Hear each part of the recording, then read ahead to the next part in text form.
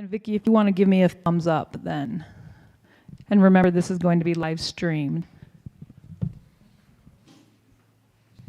Okay, so it is currently 6 o'clock, and today is Thursday, April 4th, 2024, and we as Board of Education want to start by welcoming everybody tonight to our Superintendent Public Forum interview process. And we are going to start by starting with our board meeting. So Vicki, would you take the roll? Mr. Brown? Here. Mr. Norris? Here.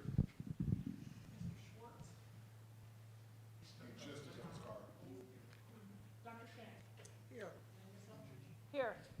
I did not see that he stepped out. Okay, well, let's all stand for the Pledge of Allegiance, please. I pledge allegiance to the flag of the United States of America and to the republic for which it stands, one nation, under God, indivisible, with liberty and justice for all.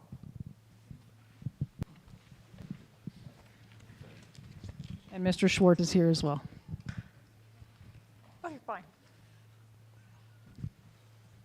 Okay, so I want to start off by saying thank you for all of you for coming tonight to our forum, and I want to say thank you to our 4 finalists. And I also want to say thank you to our Public Forum Advisory Committee that put our questions together tonight.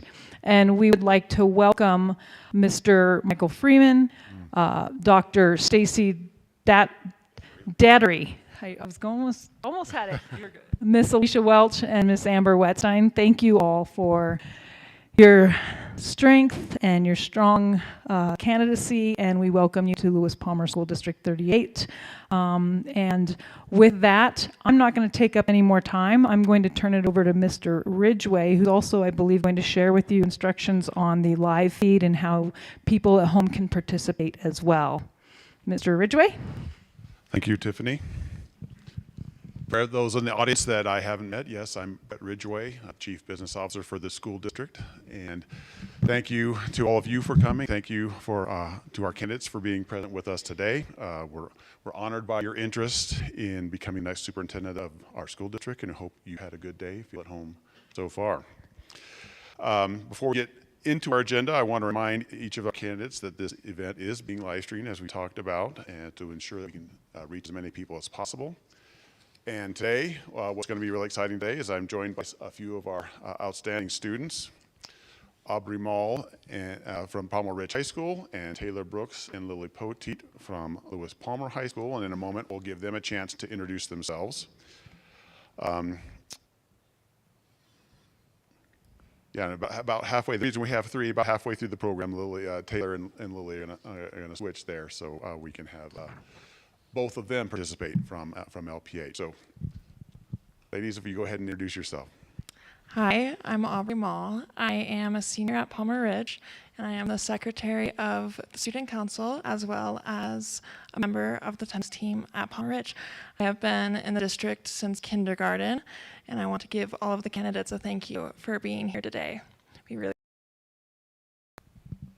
Hi, I'm Taylor Brooks. I am currently student body vice president at Lewis Palmer High School, as well as captain of the Palms dance team there, which is really awesome. I've been in the district ever since preschool. I also have 3 younger sisters also in the district. So this place just holds such a special place in my heart. But to all of you guys, thank you, because the gift of education is so powerful, and what you do matters so much. And so I thank you for each of your hearts, because I know that you guys all have a desire for us and to see us thrive. So I just wanted to say thank you for that, above and beyond for that. So. My name is Lily Poteet. I'm a senior at Lewis Palmer High School. I am the current student body president and the president of Key Club, and then I also participate in cross country and track. I have been in the district for 3 years, so I moved here sophomore year, but I truly want to thank you guys for coming out here and just proving that you are wonderful candidates and just showing that you guys will make great leadership within our district, and we cannot thank you enough for being here and your dedication. So thank you. Great, thank you, ladies. And so a little bit about our format here for tonight. we're going to go through a series of 8 questions that each of the candidates will have the opportunities to respond to. Before we do that, though, we're going to have candidates have 2 minutes to introduce themselves, and then we'll also, each of the questions will have a 2-minute window. That's why we have a timer up here to the left for you candidates. And I'll keep that clock. And then at the end, after the 8 questions, then we'll have a final round of comments. Well, you have a 4-minute window in that time. So we'll go ahead and begin with those opening remarks. Dr. Dattery, if you want to go ahead and start, please. Thank you. Thank you. First, I want to say for having me tonight, for today, and all of the amazing tours that we went on today, and all the introductions that were made. Very, very great process. So I just want to thank you for bringing me into this community with all of you, and to spend this time with you. I come with about 29 years of experience, primarily in 2 districts, and I spent about a third of my career in a pretty small district out east in a small town called Yuma, Colorado, not Yuma, Arizona. Everybody confuses that, but very different, and real small, but loved that community. And then I have been in Greeley School District 6 for the past 19 years, and had the opportunity in those 2 school districts to work in many different capacities, and I've been very fortunate. And I look at those experiences as culmination to be able to come and be your next superintendent. Those opportunities that I've had there have really presented me with the opportunity to say, this is the right time, this is the right place, and this is where I'm meant to be. What I really loved about meeting all the folks today, and all the research and the work that I've done, and just knowing many of the folks on the leadership team, is that this is a community where it has that small town feel, and I heard that from many folks throughout the day today. Small town feel, but it's large enough, that we can do a lot of great things together, that we have lots of opportunities for expansion, and for growth, and for the opportunities that are just going to continue to excel, for the great things that you just said, Taylor, that you've had an amazing experience.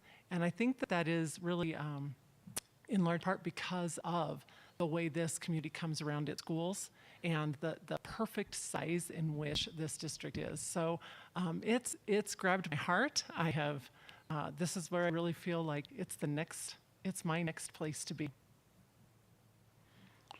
Thank you, Dr. Dattery. Mr. Freeman. All right, thank you. First of all, thank you for the honor of being in front of you this evening, and the honor of being one of your finalists. I'm an educator and a coach at heart, and so I love to see the students in front of me tonight. Your leadership and the leadership that I saw in the 9 schools that I visited today was just inspiring. Student leadership, that's one of my core values. That's when I knew I wanted to be a leader. When I was about your age, and all 3 of you are in student government, and that mattered to me.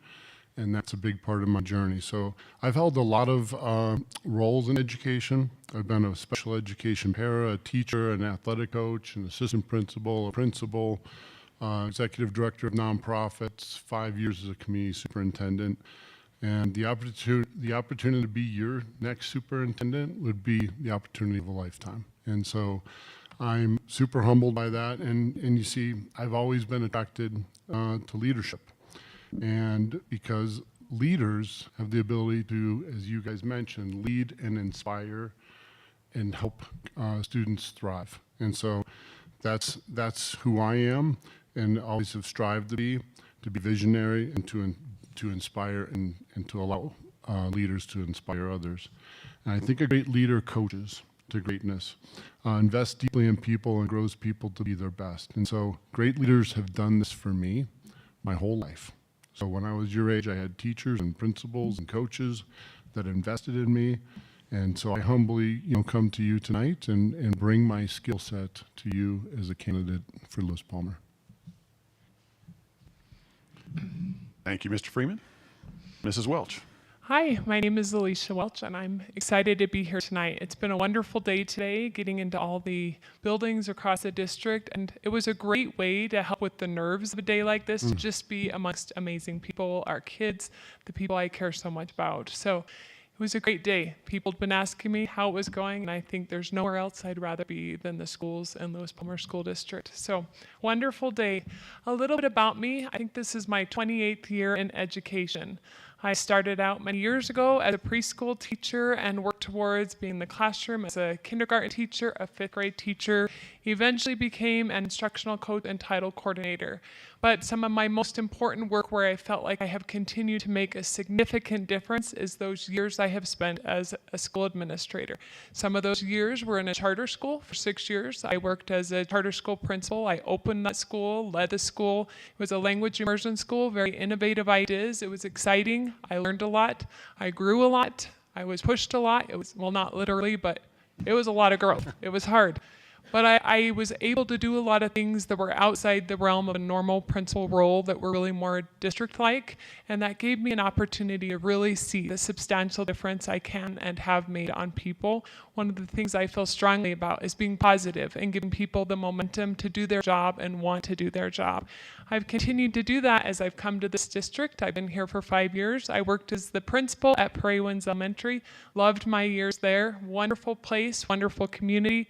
It was an amazing experience, and I loved every minute of it. I knew while I was there that I would probably be working towards something that could give me the opportunity to continue making even a bigger impact in our district. So when I decided to work towards continued education and my superintendent license, I was excited to get the opportunity to work towards the district. I've been the HR director the last year. There was a lot of cleaning up to do, and I had the opportunity to do that. It's exciting times. So why do I want to be the superintendent in District 38? To continue supporting the people I care about, to continue making a difference in this community.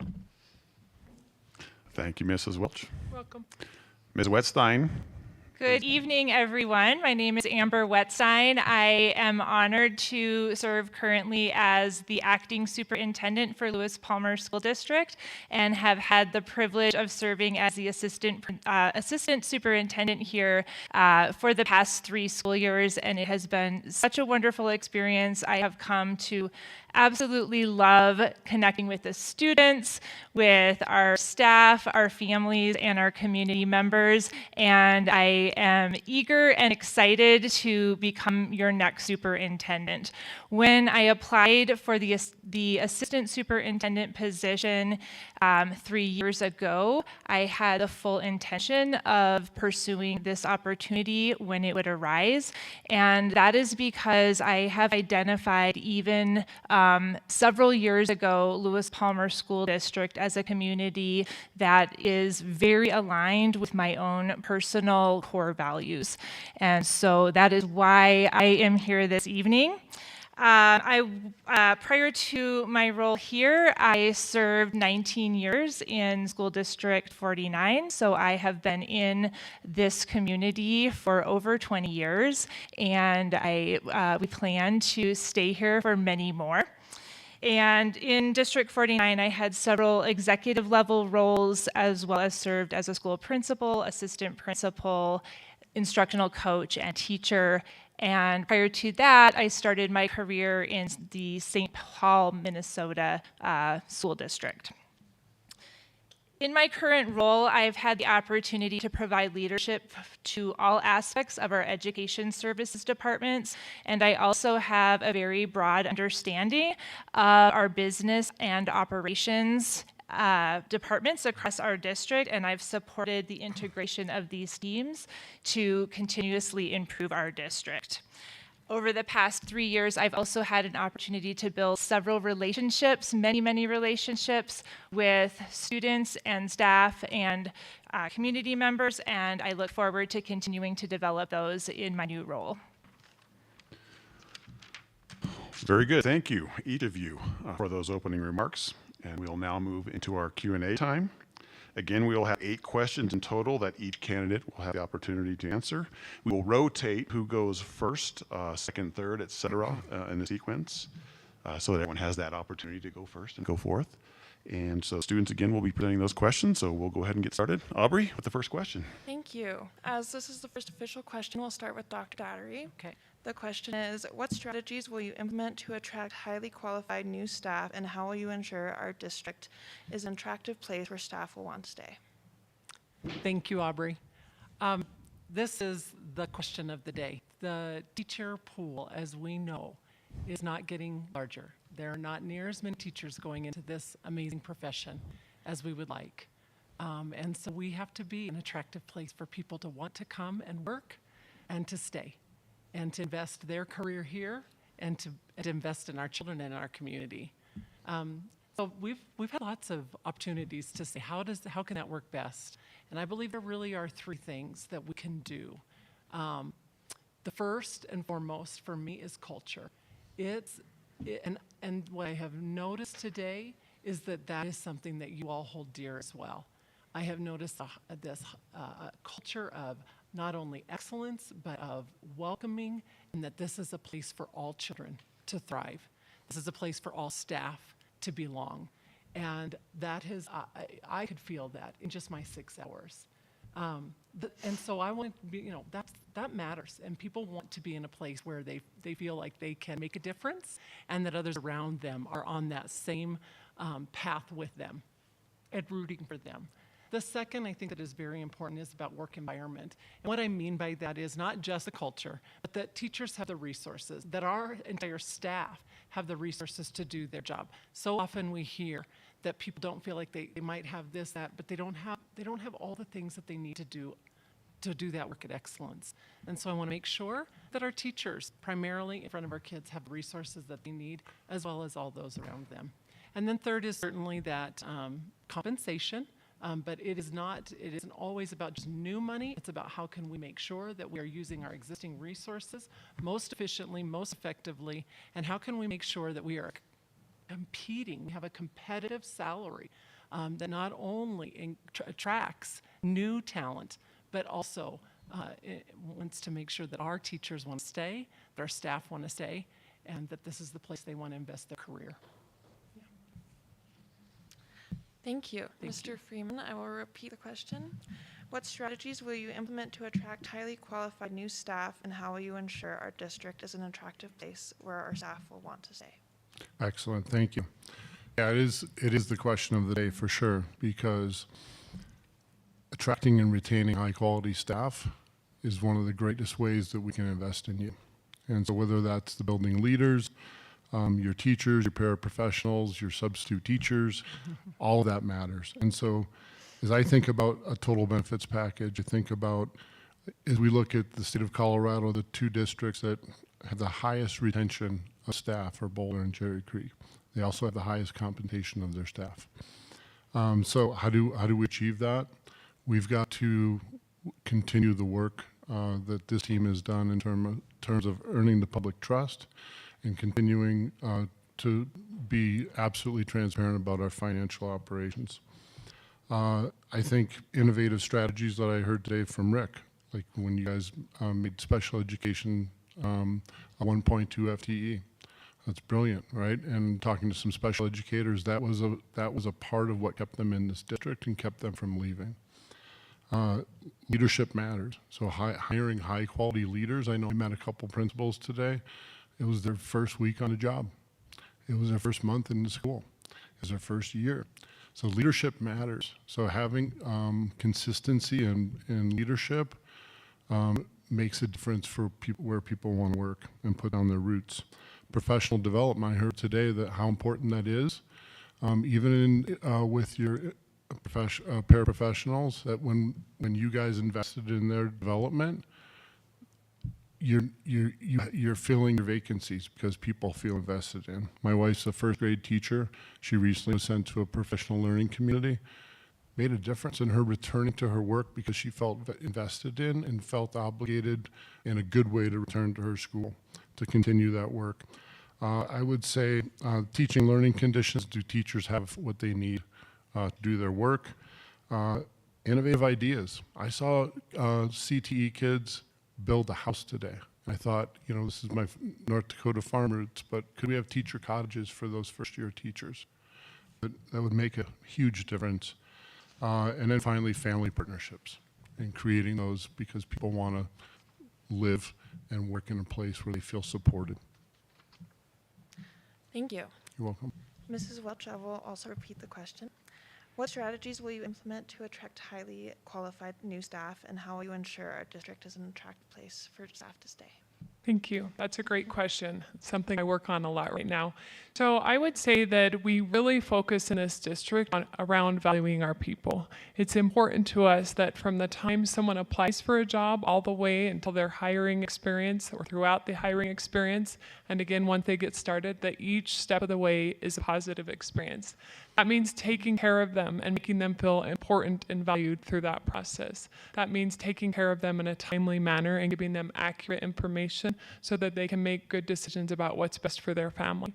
Once they are hired, it's helping them make connections, which is a big theme in our district, just helping people feel connected and like they're part of who we are. So as I think about what we do, other than to find attractive ways to get them to look at the district, we've done some creative things around job fairs. We have another one coming up, little promotion there. Love to have you here. But it's important to attract people, and then once you have them, it's most important to help them feel valued and make them feel like we need them, that they are an important part of who we are, and that it's hard for us to be who we are without each of them.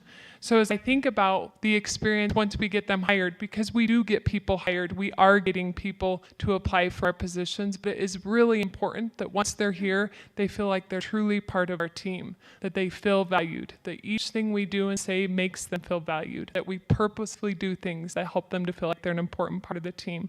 So when we talk about caring and listening and asking for feedback, I think it's very important that we do some proactive things with that and that we do different things. So other people around us in other districts are asking for that, but could we be more proactive to help make sure people feel like we do care about them and they can tell based on how we behave?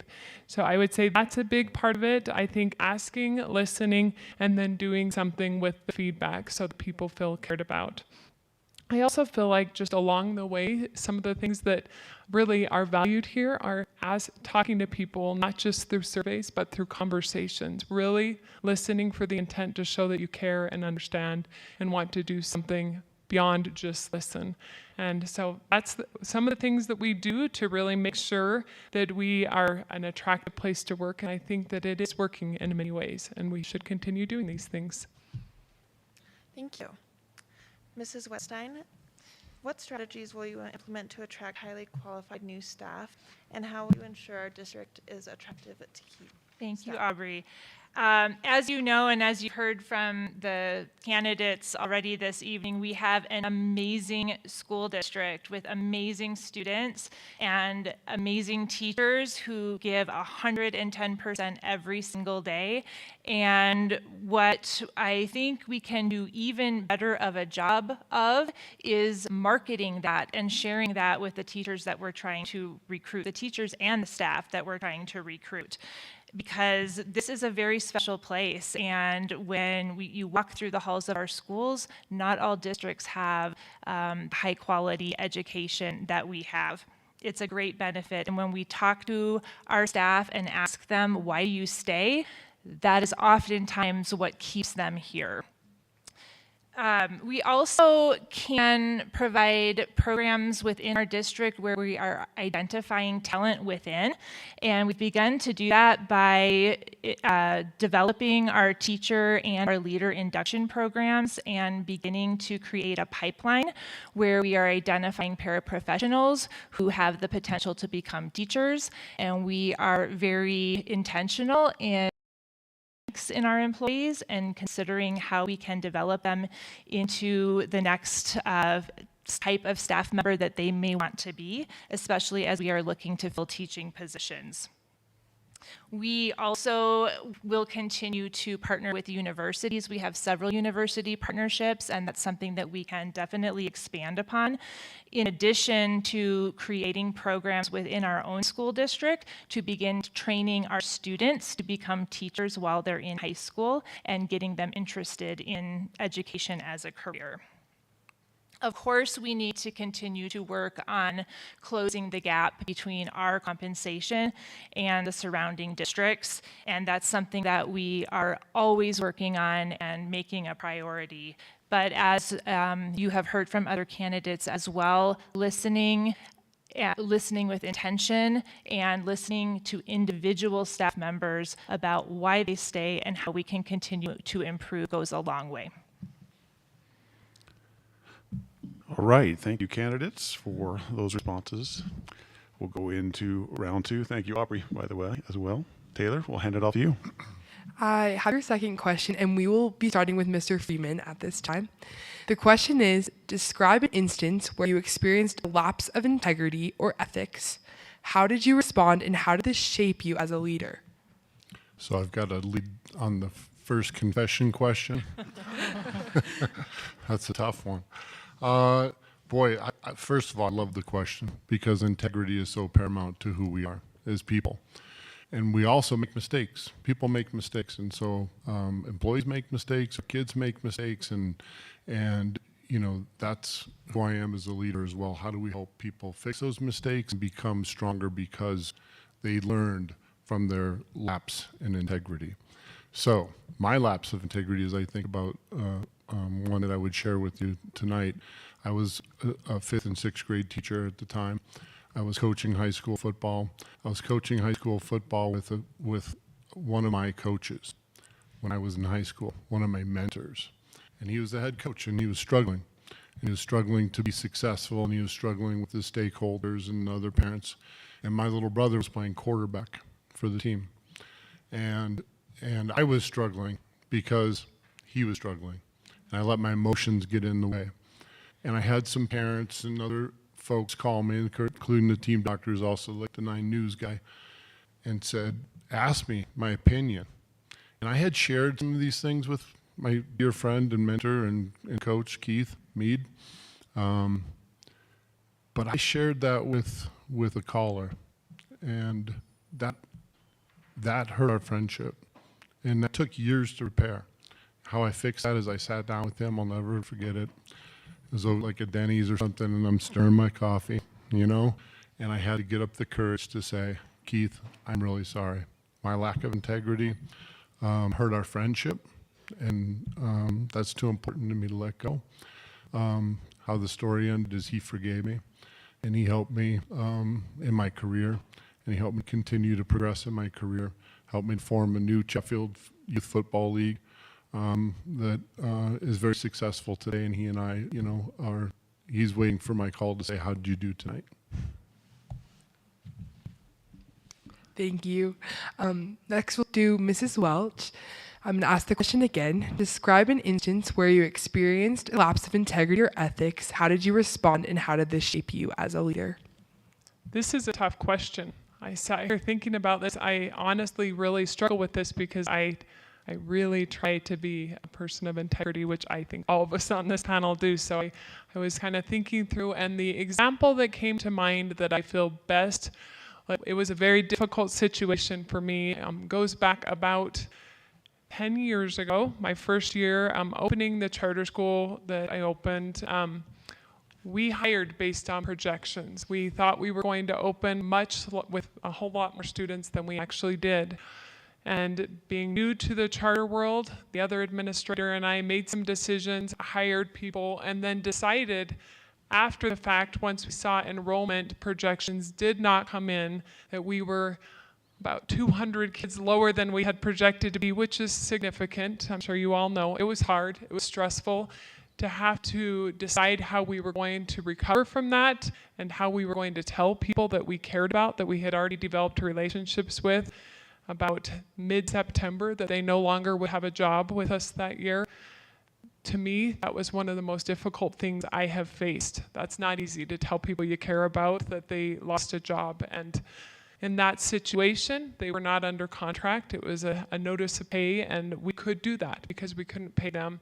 And I know that's a little different than what you're asking for, but I would say that is a situation that truly impacted me and has changed who I am when it comes to taking responsibility for the decisions I make and the impact they will have on people. So as I thought through this, I kept trying to think of something different, but that's what I came up with. Thank you. Thank you so much. You're welcome. Mrs. Wetstein, describe an instance where you experienced a lapse of integrity or ethics. How did you respond, and how did this shape you as a leader? I also struggled with this question, and one of the things I was going to share this evening, based on the questions, was my core values, which first is integrity and second is ethics, followed by quality and continuous improvement. And so I did also have a hard time with this question, but what I reflected on was anytime I don't stay true to my intuition, I have very strong intuition. And when I don't go with my gut, it typically is not a good decision.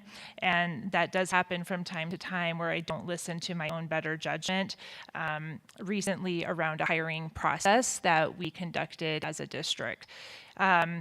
I also, a situation came to mind when I was a principal where I had to work closely with a teacher and help them understand that they were probably not a good fit for the profession. And during that time, the teacher was also experiencing some significant health problems, and we did have to part ways, and that really weighed on my soul a lot, and still today, probably close to 20 years later. Thirdly, when I find myself engaging in some kind of gossip, which I try very hard not to do, I've tried very hard not to do that. And when I find myself speaking about somebody or a situation that really isn't productive for them or anyone else, I have called myself on that, and I am very careful to speak well of people whenever I possibly can do that. Thank you. Dr. Dattery, I'm going to ask you the same question. Describe an instance where you experienced a lapse of integrity or ethics. How did you respond, and how did this shape you as a leader?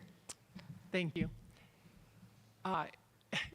29 years, I hate to tell you, I've had more than my share of opportunities where I would say, yeah, that wasn't a good decision. That didn't go the way I'd hoped it would have gone, and it was because of something that I did. So I have a lot of learning opportunities through this. So I was like, okay, let's just pick one. And I will tell you, years ago, so anybody who might be watching, they'll be like, yep, I totally remember this. Years ago, we implemented a whole new literacy program in my current district that I'm in, although this, like I said, I've been there 19 years, so I've had a few years ago on this, and it didn't go well. Let's just say there were lots of opportunities inside of that. What I learned was what was most valuable, and I was able to correct in those moments, but it was really learning and doing so much better by people. After that has been the best valuable lesson that I have, and that not only have I been able to grow and see that it's been much better, but it has allowed me to, what didn't go right was not listening to our stakeholders, and how they needed that implementation to go better, and how they needed to have us respond at a district level to meet their needs. So just to be clear, those were the things we didn't do right. And what I've learned from that in every instance from that, and particularly we're going through another literacy adoption. It's big. Everybody has strong feelings about what that should look like, and because every educator cares so deeply to make sure that our kids are learning and growing, and that they are readers and they are writers, and going slow to go fast, listening along the way, making sure that I know what people need, not just what do I think they need in those moments. It has been the most valuable lesson. And that is when I lead with my best integrity, is when I am really leaning into what do others need from me, not what do I think, what do I think they need. Okay, thank you, candidates. And Taylor, thank you. We'll go into round 3 now. Aubrey, back to you. I have the third question, and we will be starting with Mrs. Welch. The question is, how have you created a culture of continuous improvement for all staff members while also providing them with the feedback and support necessary to achieve excellence? I'm happy to answer this. I think a big part of this, before you get to the point of continuous improvement, is developing relationships of trust, and it needs to feel comfortable and safe in a learning environment. our educators need to feel like it's okay to not get everything right all the time, that when we go in and provide support to them, that we're going to do so in a way that feels like we see that there's opportunity for growth and all, and that we can help them and support them in overcoming. I know there were many instances when I have evaluated people where I went in and I saw them demonstrate a lesson or provide professional development, and I thought, you know what, I've seen them do this before much better, rather than saying this is your formal, saying, you know what, let's reschedule and give you another opportunity to prove yourself, because the goal is for me to see who you actually are as an instructor, not just who you are under pressure. So let's do our best. I think it's important to create those environments where people feel comfortable, where they feel safe, where it feels like a positive place to work. I also feel like you need to give people honest feedback, constructive feedback, and you need to be willing to receive honest and constructive feedback as well, so that people feel comfortable with that continuous learning process. You're a learner with them. You're not just helping them be a learner. As I think about some of the things that I have done in this area, I think a big part of it is helping people to see the successful things they can do and building the leadership capacity in others. So many people have the desire to be leaders, and we need to give them the opportunity. Just like being a teacher, the more you do something, the better you get at it.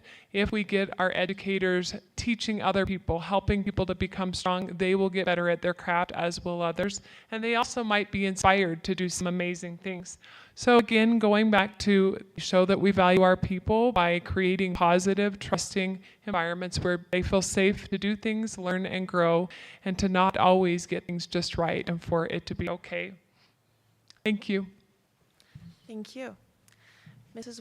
Wetstein, how have you created a culture of continuous improvement for all staff members while also providing them feedback and support to help achieve excellence? Thank you.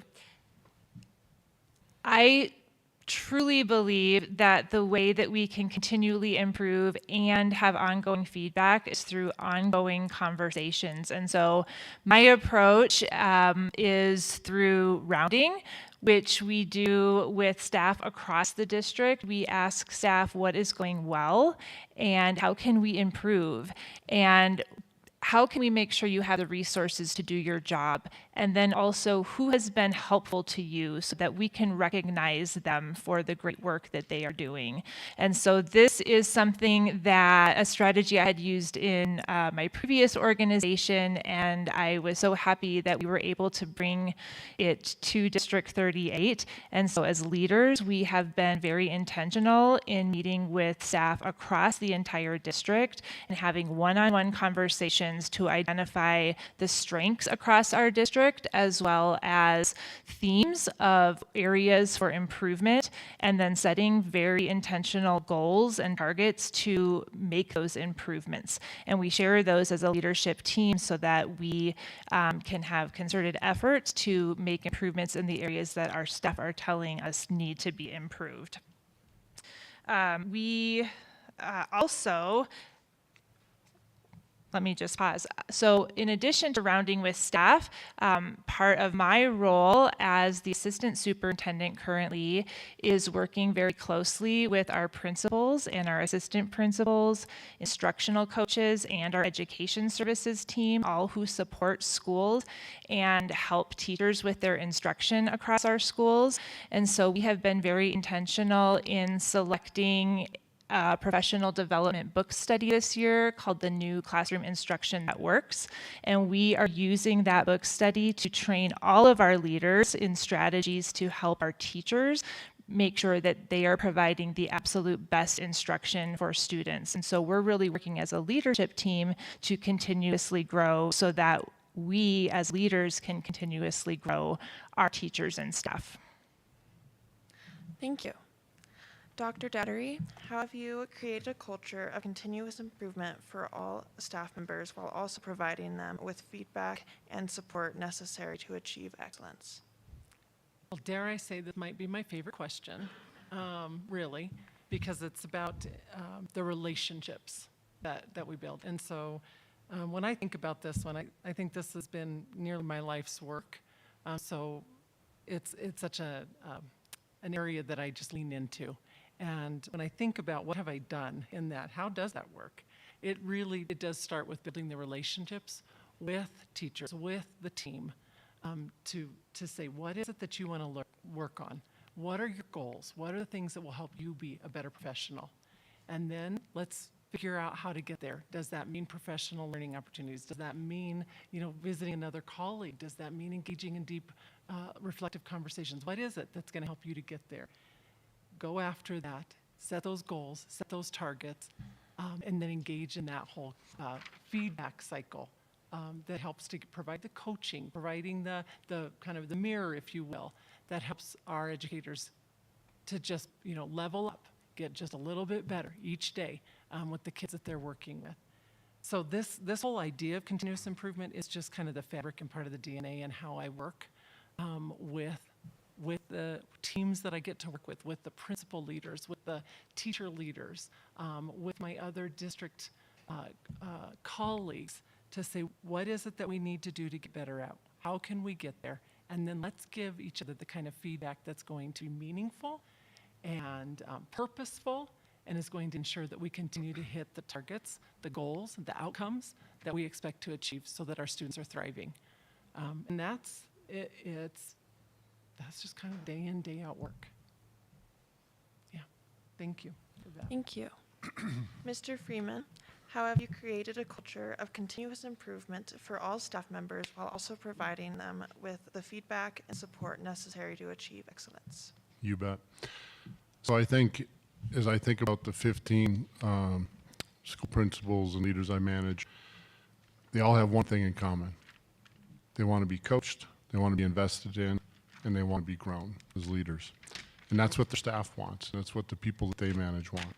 And so I think about the other side of our house, the people that are not managing schools, our HR partners, our budget analysts, sped directors, teaching and learning specialists. How are they in service of those leaders and those teachers and those paraprofessionals so that we have instructional excellence in our classrooms? And so that gets down to, how do we grow our leaders? How do we make sure that our principals are not managers, just managers, because they manage a lot, but how are they instructional leaders? And so how do we put in the professional development and then use instructional walks or instructional rounds, whatever you call that, to say we got to go out as leaders into the buildings, into the classrooms, into the instructional core, and see what's happening. And then we got to be able to give feedback, because every educator that I've met, and every student, by the way, wants feedback, right? Because you want to get better. And so we do that through a variety of ways, whether it's a teacher rubric or whether it's getting better, faster rubric, for those of you familiar with that. But it's about growth-producing feedback that produces impact for our students, achievement and growth of our students, and also at the same time creates a sense of belonging. And so, and sometimes I ask my leaders, and sometimes I do this myself, which is model the way. How do we model the way? Right now I'm leading a PLC of 5th grade teachers across the Columbine area, because we want to make sure that we have high quality instruction, we have rigorous assessments, and we're comparing data, so unit by unit, so that we're monitoring the instructional core, so that when we get to the state tests, it's no surprise. We know who's thriving. Okay, thank you, candidates. And Aubrey, thank you as well. Going into round 4 now, I'll hand it back to Taylor. I have your 4th question, and we'll be starting with Mrs. Wetstein at this time. The question is, how do you balance the need to appropriately compensate employees with other funding needs and priorities given limited financial resources? Thank you, Taylor. My response is, you include all of the stakeholders in the process of deciding how to allocate those resources.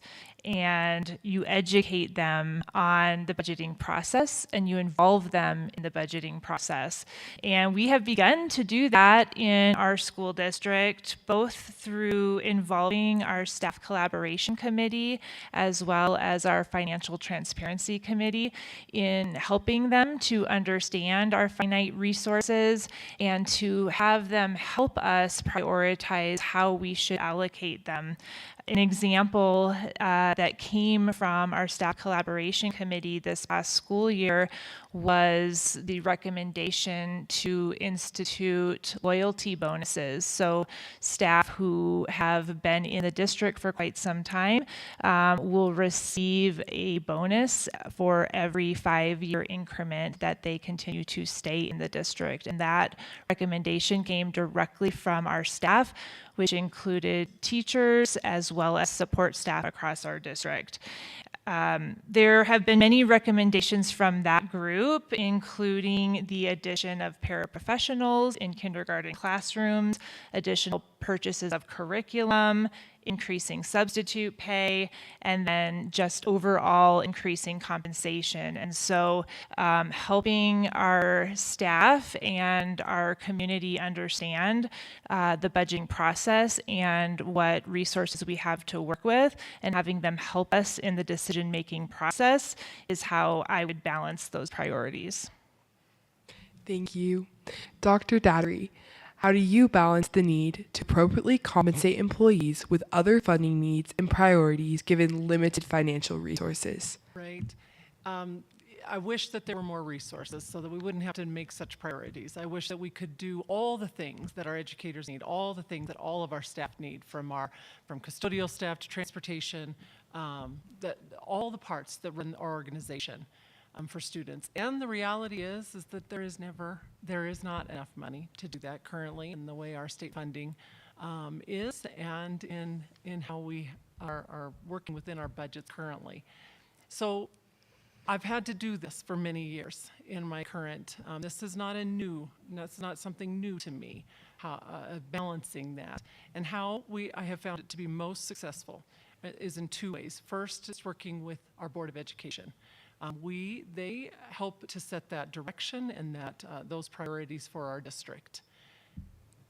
Additionally, in working with the Board of Education, it's important that we stay focused on the things that we said we were going to do. And those things for us, and I believe for this district as well, are outlined in our strategic plan.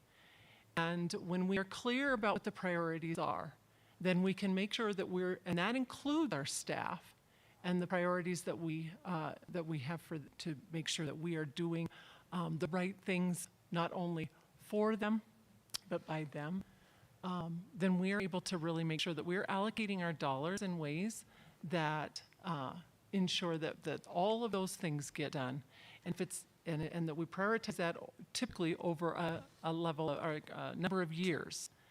That it isn't just this year that we're looking at, is how do we do and meet our priorities that we've set out for over a number of years, so that we are managing all of that effectively and making sure that our staff stay at the forefront of what we know. They are the ones in front of our students, and they are the ones making sure that our grounds are taken care of and that the food is prepared for our students, and all the things that are entailed, that our staff are priority, and that they have the resources that they need. And all those things being outlined in our strategic plan help us to stay on focus. Thank you. Thank you. Mr. Freeman, how do you balance the need to appropriately compensate employees with other funding needs and priorities given limited financial resources? Thank you. Yeah, I think to build on that, I think aligning our budget to our values is one of the great pieces of work that a Board of Education and a superintendent does, along with the senior budget folks, of how do we align what we believe is going to matter and make an impact for kids with dollars. Because, and I'm doing this work right now with our teachers union. Actually, I'm missing bargaining tonight because I'm here. What we're talking about is we've got to have high quality instructional materials in our teachers' hands, so they're not planning on the weekends because they have the materials they need. Our coaches need better stipends. We need instructional coaches in every building, and they come early, and we need to compensate it for that. Digital teacher librarians, increased healthcare costs, increased compensation, increased sped. So how do we do all that? We don't, but we can begin to do some of it, right? So you guys have already done that here. You did a 1.2 on your special education, you solved that one. So I think how we do that is we begin to think about what can we solve? We know the piece of pie is only so big, so the first thing I ask our folks to do is stay unified, stay together, because we're the district. We're all the district. You guys, the students, are the district. The parents are the district. Staff is the district, and we live and work amongst each other. So staying unified for our students is really important. I think the other way we do that is we begin to, again, solve what are the ones that we can solve, and where are the ones that, you know, we may not be able to do a 5% compensation, but can we do 3 so that we can do the coaching stipend and the instructional coaching. So it's making those priorities in alignment with our values. Thank you. Mrs. Welch, how do you balance the need to appropriately compensate employees with other funding needs and priorities given limited financial resources? So I feel like I would be working closely with the business office, obviously the chief business officer and the board to do this, but I think the most important thing we do is we don't just communicate what we're doing, we communicate as we're doing it, that we do these things with people, and that we make sure that the people that we're here to serve understand what we're doing. So when we provide information about the budget and the decisions we're making, that we help them become more financially literate so that they understand the why behind things. There's so little money to even work with beyond the staffing is a significant part of our budget, but there are also some fixed costs that we can do nothing with, and we have to pay them. So it's really important for people to know how much money do we actually have flexibility and decision-making power with, and then helping people to understand if we do give a significant raise, what does that mean for the amount of employees that we can or can't bring to our buildings and teams? So helping people to understand what's going on behind the budget so they don't feel like it's just happening and like it's happening without clear transparency. I think the intent is that we are being transparent, but until the people that we serve feel like, yep, I understand the why behind what you're doing, we need to continue to be more transparent. So as I look through how you balance the need to appropriately compensate employees over funding needs, I think to reiterate, you don't make these decisions in isolation. You figure out which ones can be made with people. And we are doing a lot of that work through our staff collaboration committee. We have a committee, the Financial Transparency Committee. We work with principals, we work with department leads, but I think we can continue doing more until our community feels like they are understanding our decisions with the budget. We have to just keep doing more to educate them, help them understand and include them in the process. All right, very good. Thank you. We're through round 4. Taylor, well, John, thank you very much. As Lily comes up to the table, and we'll go into round 5, and then we'll come back to you, Aubrey. Thank you. I have question 5, and we will be starting with Dr. Dattery at this time. The question is, list 3 important stakeholder groups and share an example of when you have engaged stakeholders to make a critical decision. Very good. All right. I think the 3 stakeholder groups, I'm hopeful, would be similar. Staff is first and foremost. We have to engage our staff in the conversations. And so I'll start with them. All staff, from building leadership, district leadership, teacher leadership, all of our providing lots of opportunities for people to engage, as well as our classified staff and our professionals. So that's step 1. Step 2 is also, or part 2 of that is really engaging our community. And by that I mean our business community, our faith community, all parts of the community that make Monument and Lewis Palmer the community that it is. Engaging with them to come around the table and talk about the needs and the priorities that they see for the district. And then third is our families and our students. And I kind of put them together. I know if I say it fast, it's one. But it's really important that we hear their voice. And I don't want to just put our parents with our community, because they're our children that we serve 8 hours of the day are theirs. And it is very important that I know and that we know as a community what they need from us and to engage with them. So I've had lots of opportunities to do that. I wish I had more minutes to tell you about those. I have teachers multiple listening sessions, and I talked about that a little bit earlier. You can't do the work if you're not listening and engaging. And when I say that, I mean we have lots of listening sessions where I'm going out and I am engaging in those conversations. When I actually took on leadership of the schools that I oversee now, it was engaging first and foremost with, even though I'd been in the district, saying in this new role, with this new responsibility, what do you need from me? I also will quickly say, because my time has run out, that I also lead our district accountability committee, and so engaging with I've done that for years, and engaging just at that level with parents is just one of many ways. It gives me great insight as to what do our parents want and need from us as a district community, and I'll leave it at that. Stakeholder involvement is key to any success. Thank you. Mr. Freeman, list 3 important stakeholder groups and share an example of when you have engaged stakeholders to make a critical decision. You bet, thank you.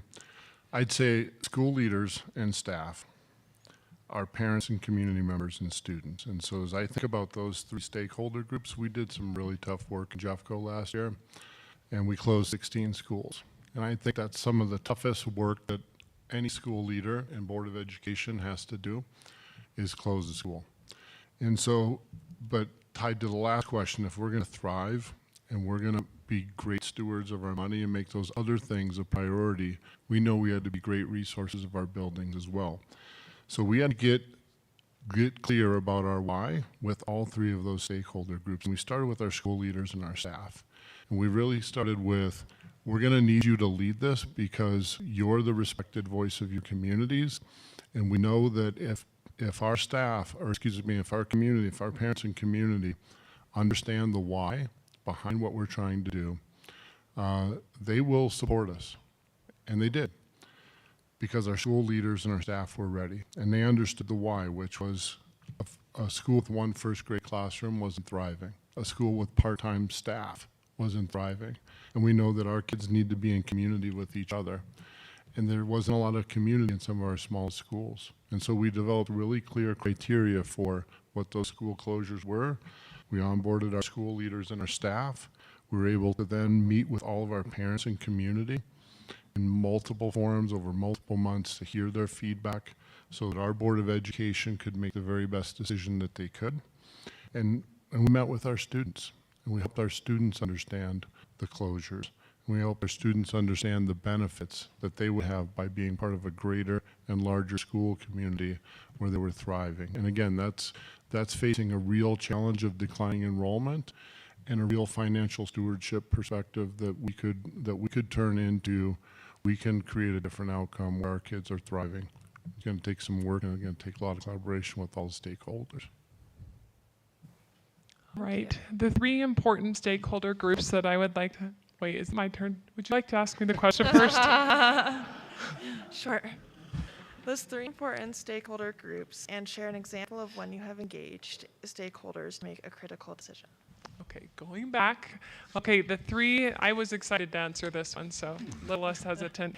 I would say the 3 stakeholder groups that I feel are really important for us to value from the superintendent and leadership level all the way throughout the district are, of course, students. The students are our why. That's why we're here. If there weren't students, all of us would be in a different industry and making a difference somewhere else, but not the difference we can make in education.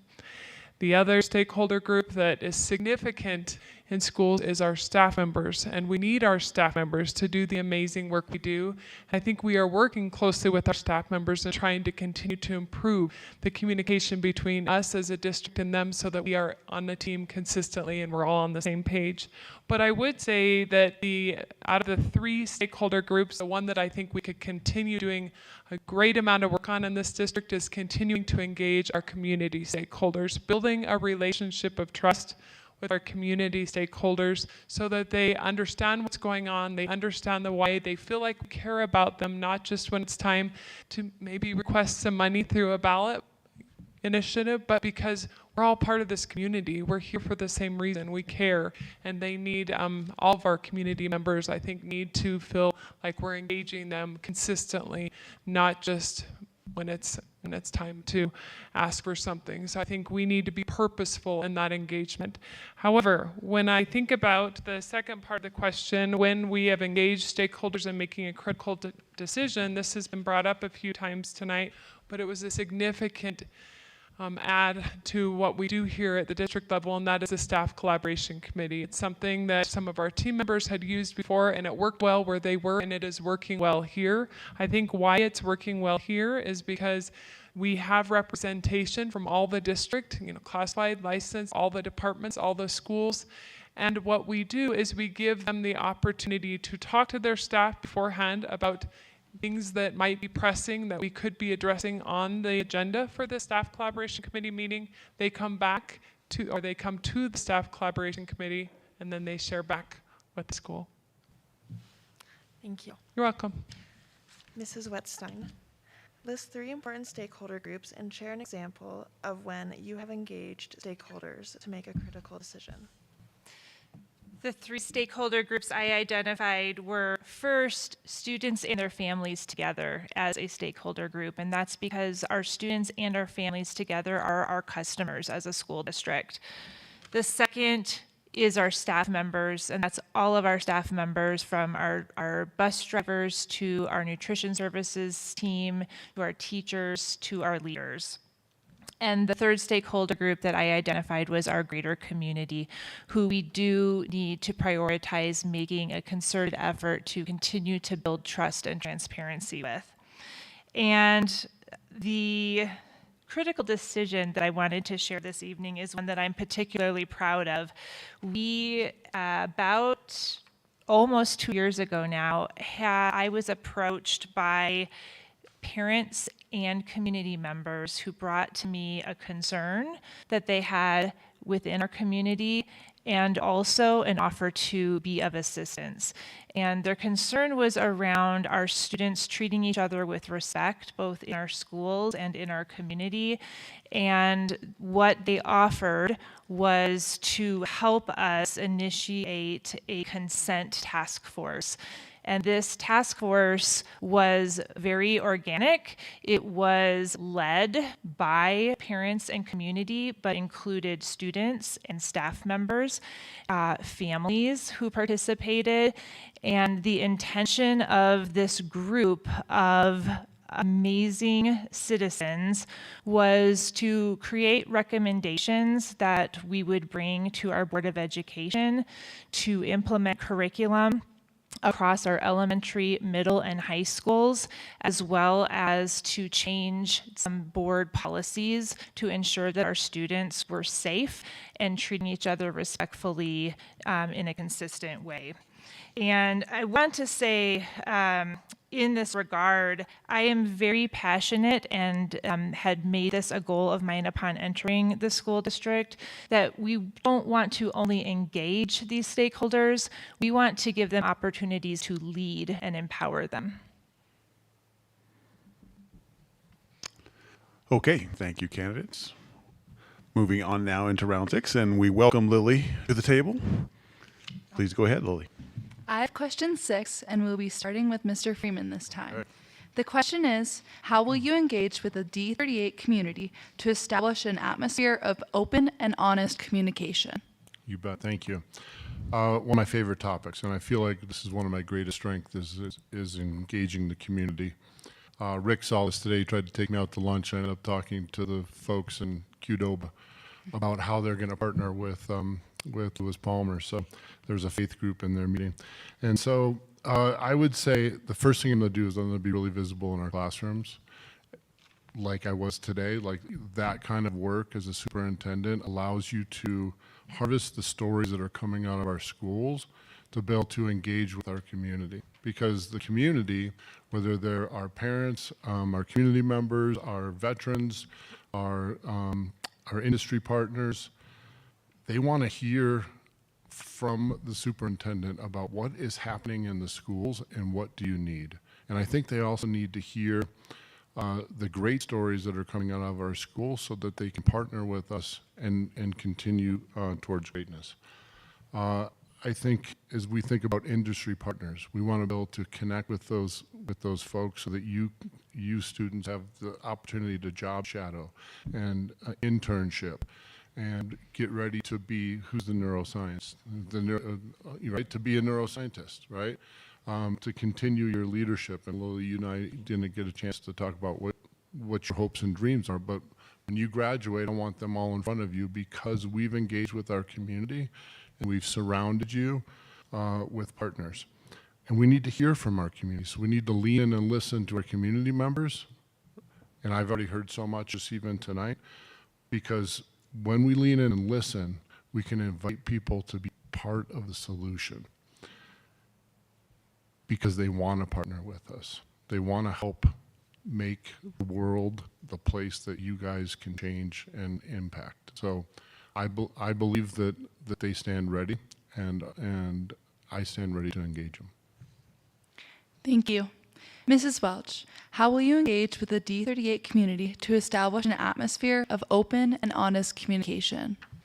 I think I will work at this one relationship at a time. I think this is all about building relationships with people, helping them feel like I care about them, getting to know the people and the businesses around this area, Monument, Palmer Lake. We just need to get to know each other. And I think that's a big part of where this starts, but that's not where it ends. So developing relationship of trust with people. And then, and this is with businesses, this is attending the different events going on, being visible, not just to be there, but to talk to people. You know, you can't just be there. You have to be there for the purpose of getting to know people and showing that you care. I think also getting to know those developing in the area, just building partnerships, and it helps that we have someone that's really working in that area now in our district, since we hired someone that's helping with some of the planning and she builds relationships with our developers. But I also think that's the responsibility of the superintendent to know what's going on in the area and to feel like they're connected to the area. When I think about part of this question is how are we going to create an atmosphere of open and honest communication, I think that's setting up a regular opportunity for people to connect, whether it's a monthly meeting at a coffee shop or it's here at Big Red, trying to engage people, and when you're there being completely focused on whatever it is they want to talk about, but showing that we care and that we value what they have to offer our community. Recently, we hired someone that's helping us develop community partnerships for the purpose of trying to find some volunteer support. And one of the things that I was working with our director of communications, both of us together felt so passionate about, is this would be an amazing opportunity to build some connections in our community, to capitalize on not only what we need, but more importantly, what we can offer the community. So I think not just going to people when we need something, but going to people because we care about them. So that's what I do. Thank you. Mrs. Wetstein, how will you engage with the D38 community to establish an atmosphere of open and honest communication? Continuous relationship building and continuous listening and identifying common goals. Recently, I had the opportunity to meet with the Tri-Lakes Chamber of Commerce, and we were discussing opportunities to include business partners in our schools so they could see the wonderful things happening within our schools and so that we could support each other in pursuing our common goals.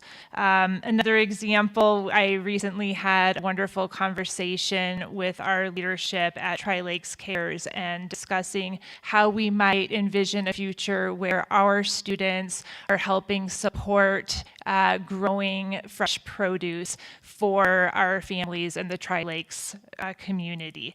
And as I said during the last question, I very passionately believe in not only engaging our community, but empowering our community and giving them opportunities to lead through two-way communication and listening. One example is we, over the past year, have just wonderful parents and community members who have taken on leadership roles within our Parent and Community Advisory Committee, which was also recently rebranded to that name. It was formerly known as our District Accountability Advisory Committee.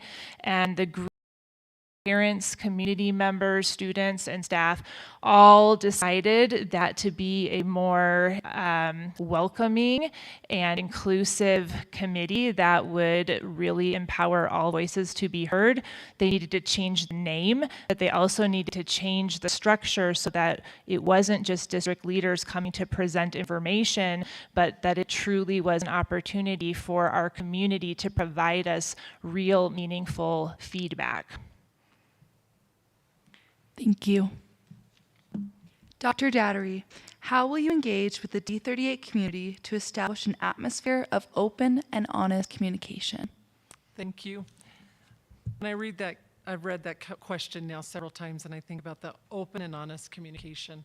And I really believe that that starts with having an open door and being very visible in the community. So it goes both ways. It's me being out in the community. It's me having lots of conversations. It's me engaging with community at different levels, whether it is business community, our parent community, our staff community, all different aspects of our community, and being visible, being out there, being engaged in the conversations and going to them. But it is also having an open door, and it is also inviting people in when it is the right time for them, not just when we set up the opportunities for us to engage in those conversations.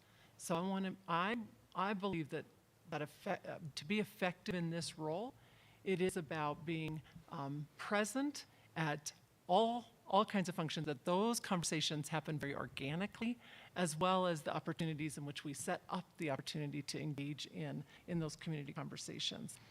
I also believe that being very purposeful about having different community partnerships is critical to the health of the district. So being able to have community, a business partnership committee in which they come and they are advising the superintendent, myself, and our board on the different priorities that they are seeing that they need met.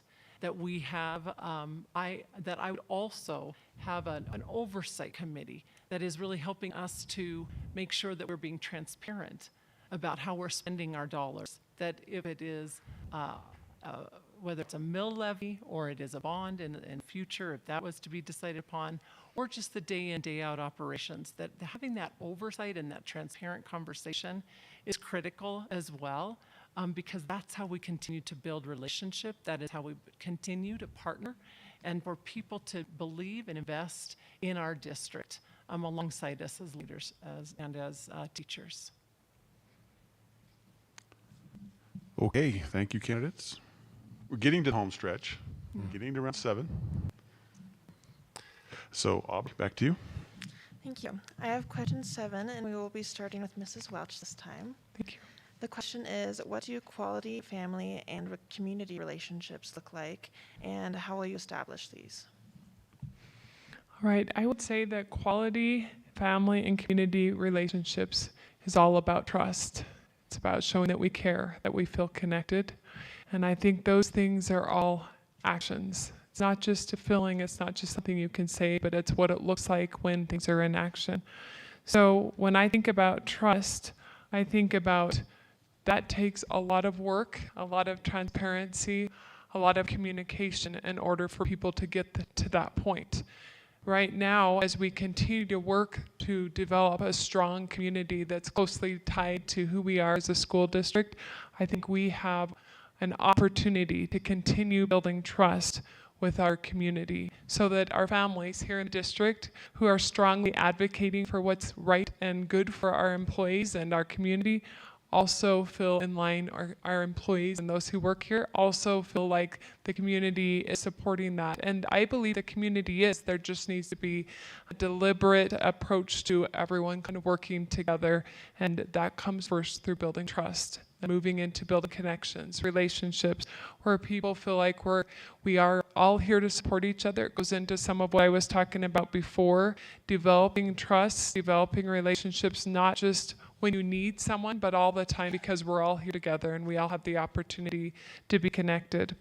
The last thing I would say is I think about our core values. I think 3 of them really stand out throughout who we are as a district and what we were looking for when we look at our portrait of a graduate, portrait of an educator, priorities, our core values. They all seem to tie back to we're looking for respectful relationships, we want to be connected, and we want to grow.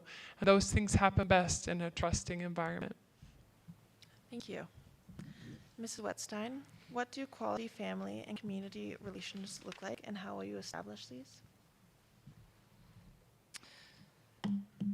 I believe we develop trust with our families and our community when they know that we truly care about every single student every day, and we do that with every individual family and student. When we listen and we believe what they have to tell us, and we take their concerns very seriously, and when we take action on those concerns, and when we follow through on our commitments.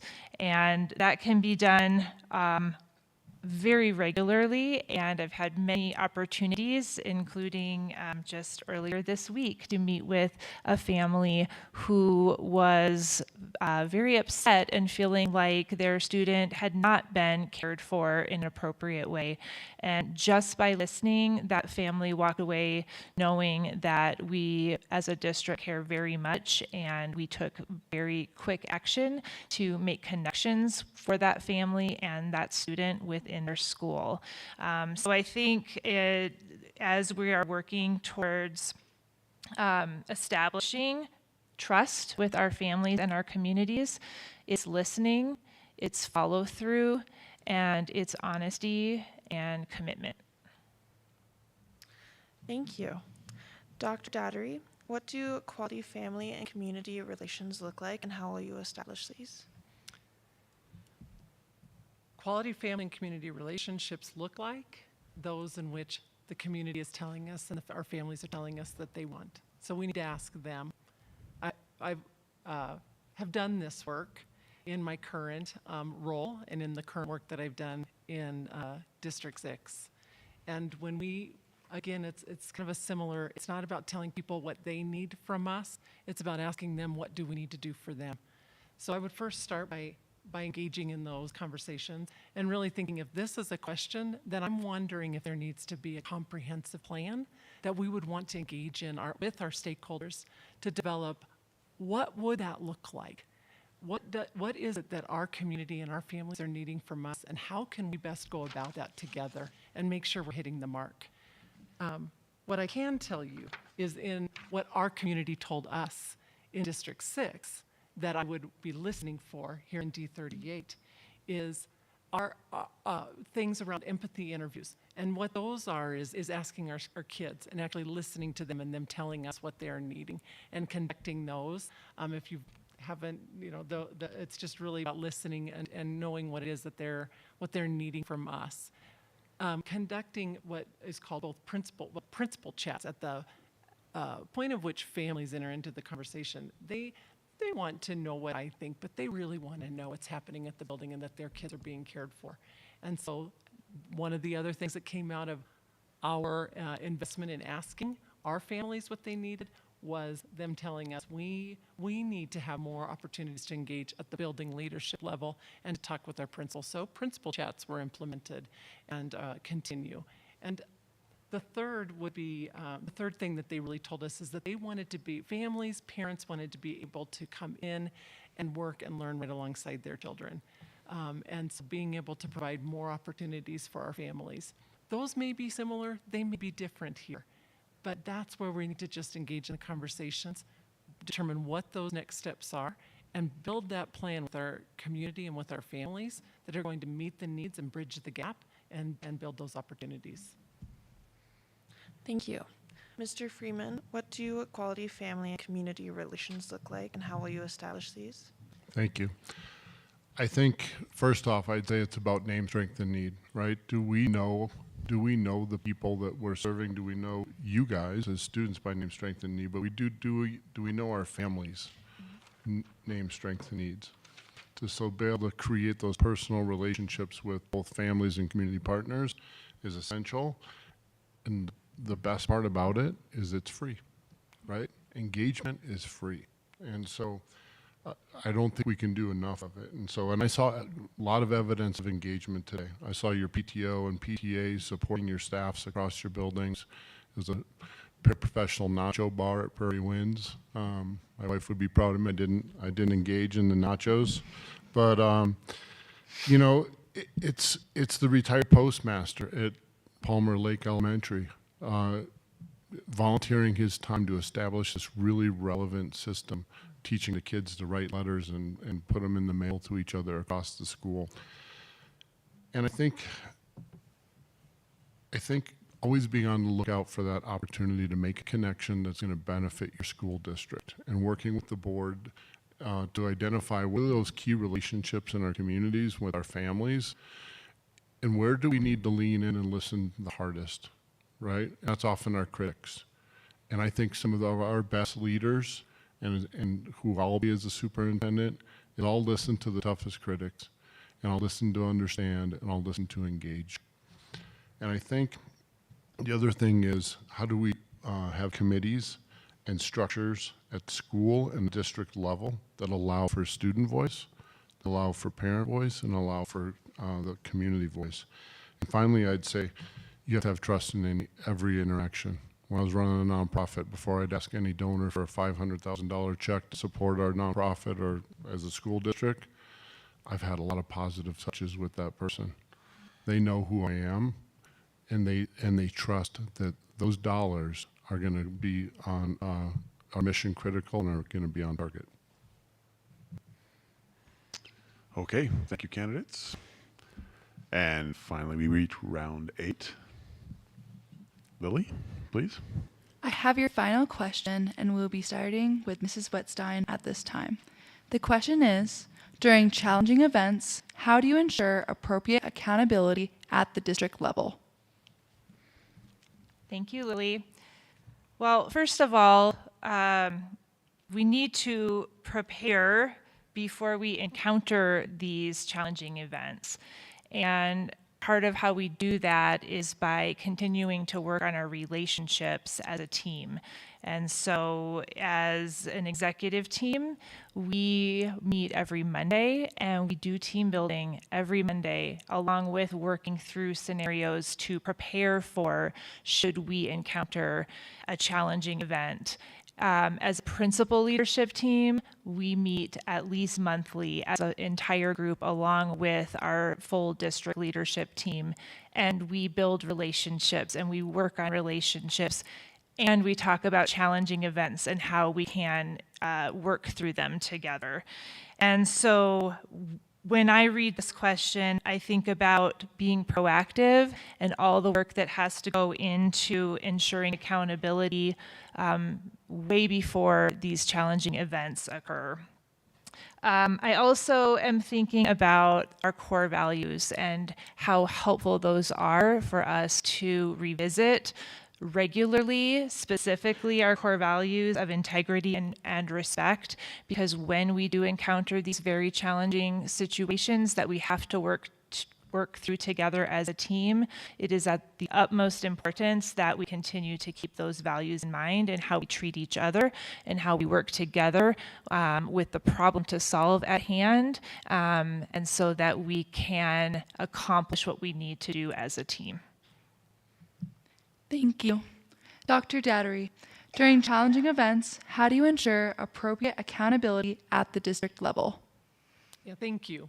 I've had the opportunity over the years to have many challenging events that have come my way, and have had lots of opportunity to think, how are we going to rise to the occasion and make sure that we are accountable for the things that we say we're going to do.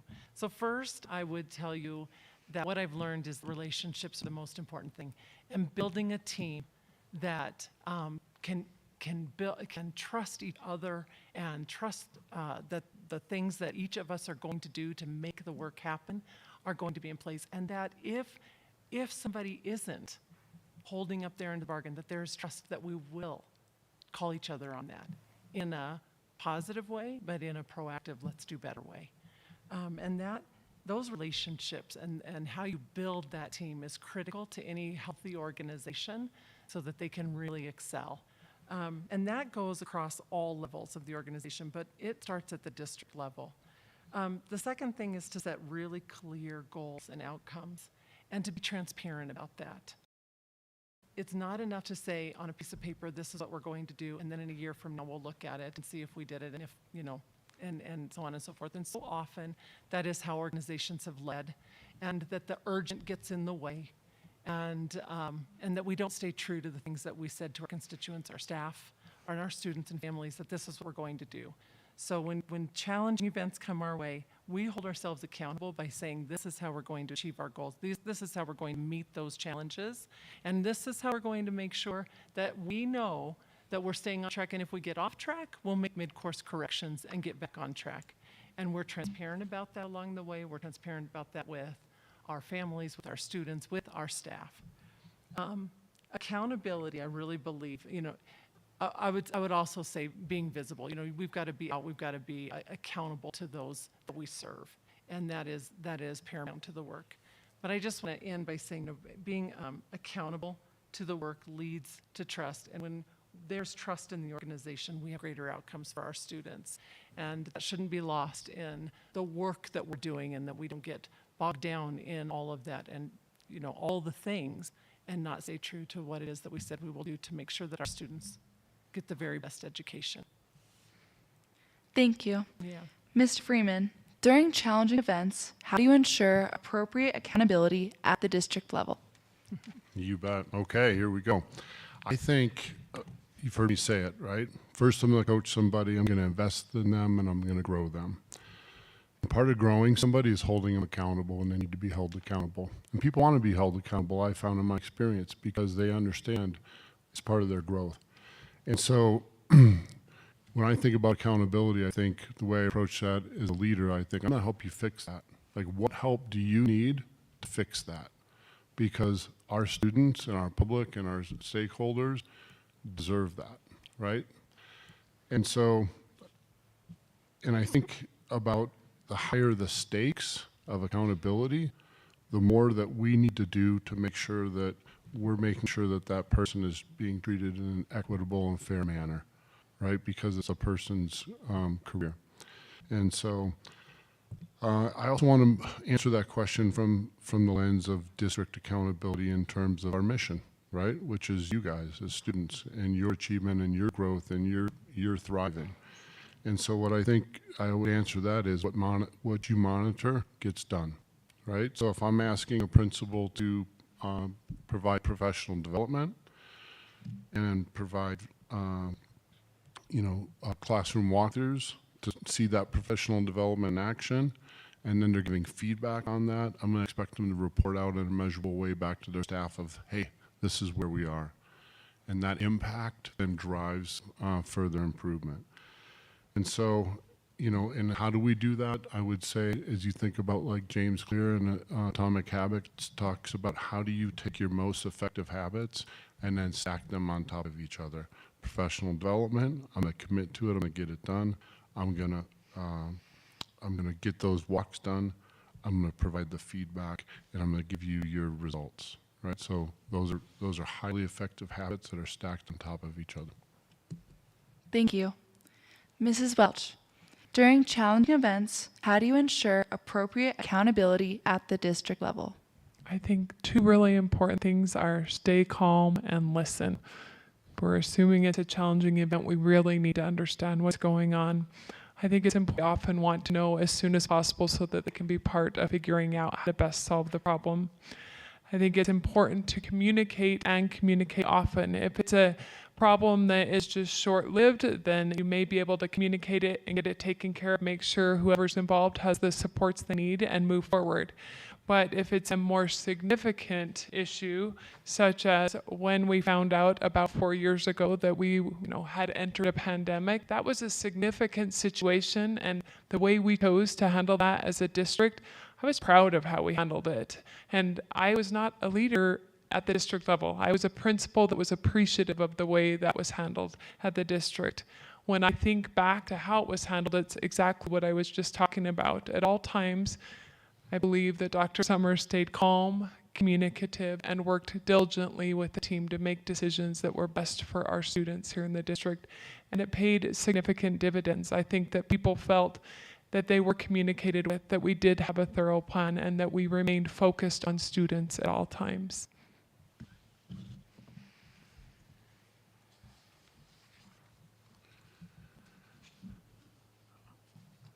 Okay.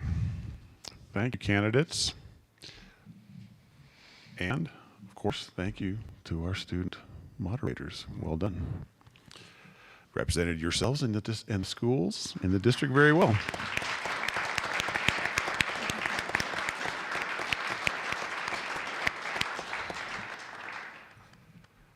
So at this time, we'll offer up 4 minutes for each candidate to provide their final thoughts, comments. And we will begin with Dr. Dattery. Please proceed.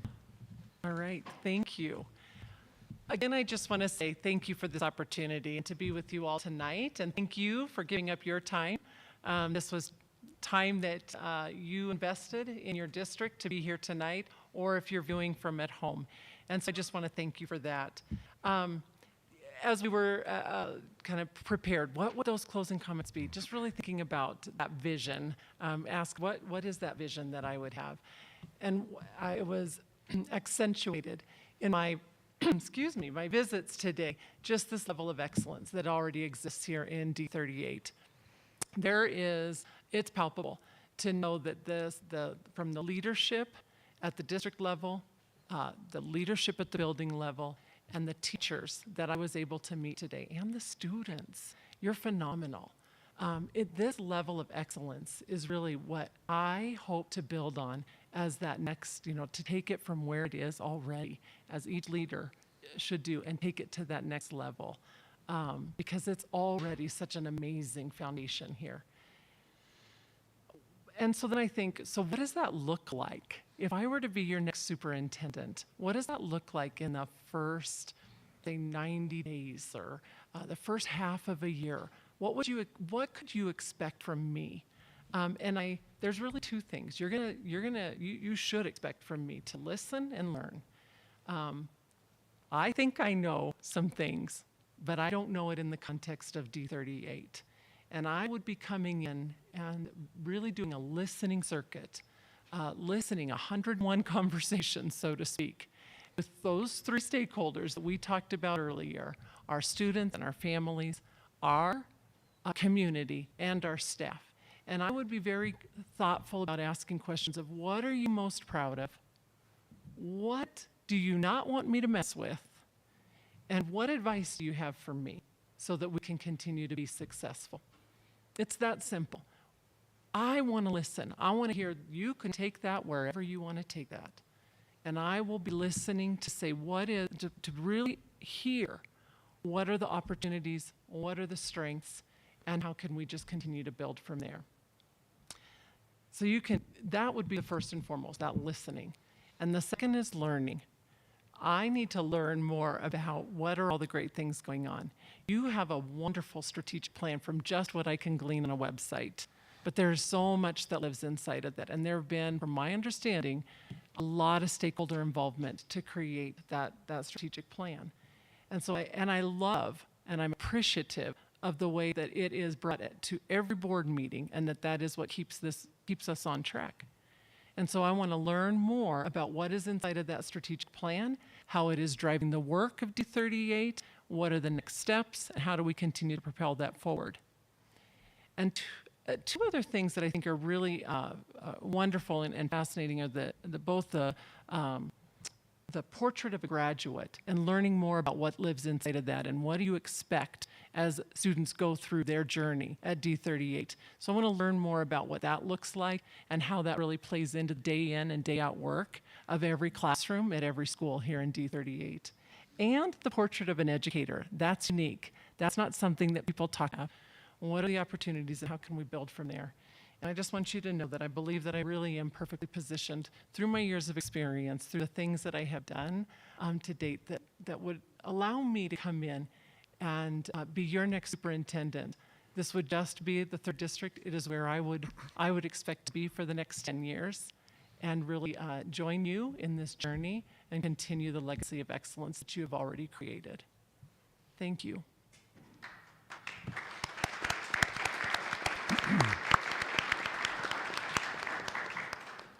Thank you, Dr. Datter.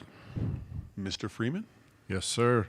Okay, the first thing I want to do is just, again, thank everyone for coming, and thank you, students, for your leadership this evening. I saw it all day. Incredible student leadership. I want to thank my fellow candidates because I'm always inspired by other leaders. And so thank you for your inspiration. And my host today, Rick, incredible job of making me feel welcome. A lot of people have asked me, like, well, what's your vision? What would your vision be as the next superintendent of D38?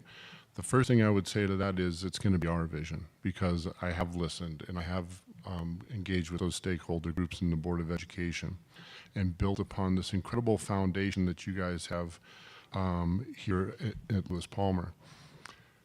I think the next thing I would talk about is we're going to have a community that's unified for you, right? Because you guys deserve that, and you're going to have that sense of belonging, and your identity is going to be a proud identity of a Lewis Palmer student, and that you, our agenda is going to be about your success, and so community unified for you. I think about financial transparency and trust and how important that is going to continue. So my vision is, again, aligning our values to our budgetary dollars. And then I think about our leaders, and I want leaders that are inspired to inspire, and leaders that are supported and sustained and retained. So because we know how important a principal and a school leader is to that community. With our staff, I already spoke to it. I want a high retention rate. I want our teachers feeling valued and invested in, because they are, because we've invested in them financially, professionally, and their teaching and learning conditions leave them without wanting anything to help you guys be successful. I think from a CTE lens, I want some of the finest programming that we can create with community partners and industry partners, so that you guys have the very best seminal experiences through your junior and senior years, so that you can have the job shadows and the internships and the those industry certs that can take you into those high demand, high paying jobs. As I think about graduation rates, I think I want 100% of our kids to graduate. That's attainable. As I think about your graduation rates, whether you think about the last 7 years or the last, it's a different way to measure it, but 3 to 7%, right? We can find those students and we can get them to graduate. So to quote Coach Prime, I'm coming. And I'm going to be in their living rooms and meeting with their families and with the staff to say, what is it that you need to help you graduate? Because we know a high school graduation opens the door to the military, opens the door to college, and it opens the door to careers. And finally, I would say I want a vision of that strong sense of belonging that I saw today to continue through voice. The community voice, the employee voice, the student voice, and the parent voice. All trusted adults, right? Listening to our students to say, what do you need to be successful? Because what I know today is I saw students who, we want them to leave us inspired, and we want them to return to us ready to donate their time and their talent and their resources back to the school district. So that's what I would leave you with, and thank you again for your time.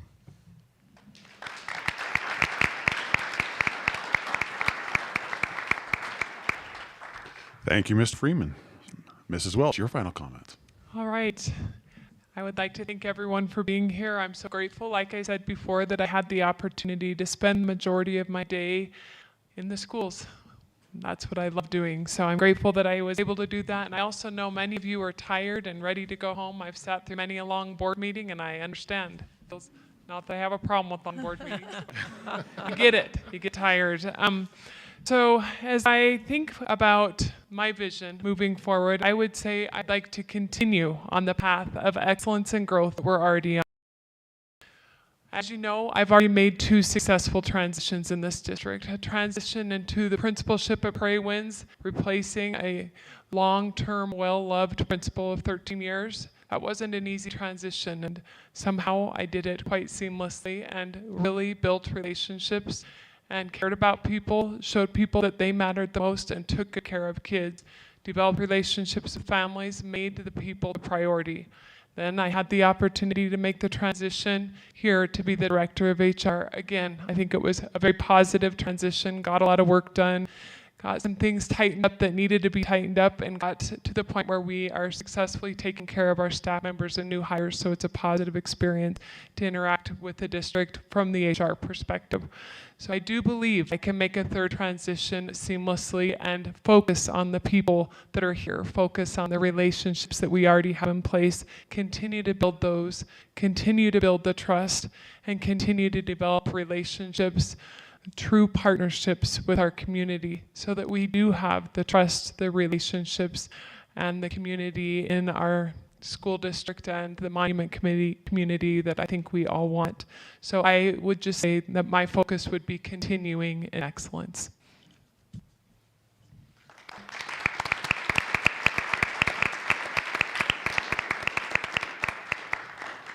Thank you, Mrs. Welch. Mrs. Wetstein, your comments, please. I want to conclude by emphasizing that the reason I pursued coming to Lewis Palmer School District 3 years ago was because of the alignment of our community's standards and expectations with my core values. I believe that I'm uniquely positioned to assume the role of superintendent because I deeply understand and appreciate our past, our traditions, and I can bring a unique perspective of creativity and innovation. I'm very proud of the work we have done over the past 3 years to develop our teacher and leader induction programs, to implement instructional coaching across the district, to create pipelines for teacher and leader employee development. And as I've mentioned before, I want to continue to develop ways where we can empower our community and our families and our students to be leaders in our district. I'm particularly proud of the success that we had co-creating our portrait of a graduate and educator with over 100 stakeholders involved in that process. And I'm looking forward as superintendent to how we can really embed all of those components throughout our curriculum, our instruction, and our employee competencies.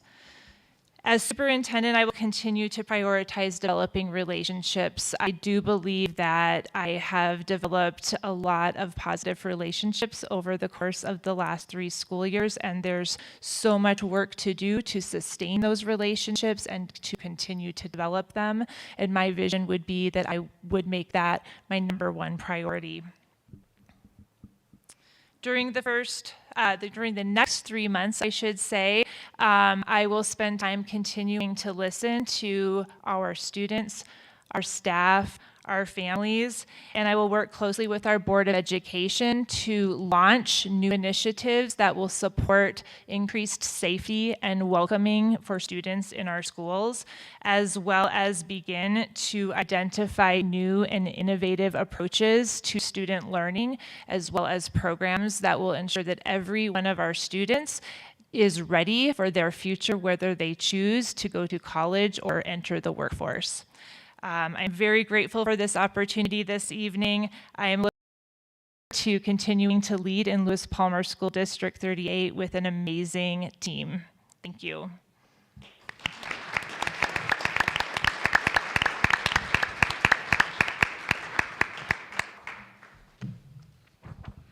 Okay, thank you. Thank you, candidates, students. and audience as well alike for your participation tonight. We're at the conclusion of the moderated portion of our special meeting.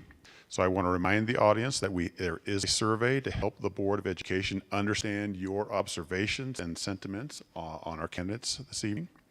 The survey will be open for 24 hours, and a link can be found on the homepage of lewispalmer.org, as well as our superintendent search webpage, which is lewispalmer.org/supersearch. And if you're watching online, you'll find a link in the description on your screen. So I will turn the meeting back over to Mrs. Upchurch and the Board of Education. Thank you.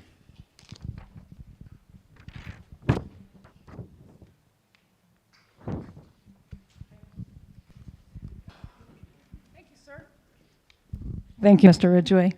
I want to first start out by saying that D38 is indeed a very special district, and we're all very proud to be a part of it. We have a great, engaged community of parents and students and community members.